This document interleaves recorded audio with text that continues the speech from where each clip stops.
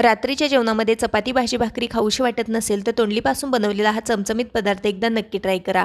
त्यासाठी तोंडली 4 फोडींमध्ये चिरून घेतली। कुकरमध्ये फोडणीकरता तेल घातलं। यामध्ये तमालपत्र, मिरे, लवंगा, दालचिनी, जिरे, मोहरी, एक मोठ्या साईजचा उभा चिरलेला कांदा, मोठ्या साईजचा बारीक चिरलेला टोमॅटो, अद्रक लसूण पेस्ट छान असं परतून घेतलं। हळद पावडर, धना पावडर, लाल मिर्च पावडर, गोडा मसाला आणि थोडासा हिंग घालून छान असं परतून घेतलं। चिरून घेतलेली तोंडली घातली, झाकण ठेवून छान अशी वाफ काढून घेतली।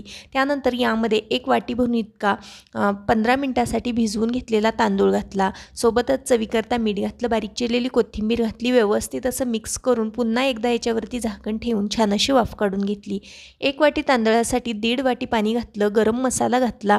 व्यवस्थित असं मिक्स करून कुकरचं झाकण लावून हा भात आहे तो शिजवून घेतला। मस्त असा झटपट तयार होणारा चमचमीत असा तोंडली भात बनवून तयार आहे। आजचा हा व्हिडिओ थोडा जरी आवडलेला असेल तर व्हिडिओला पटकन एक लाईक नक्की करा।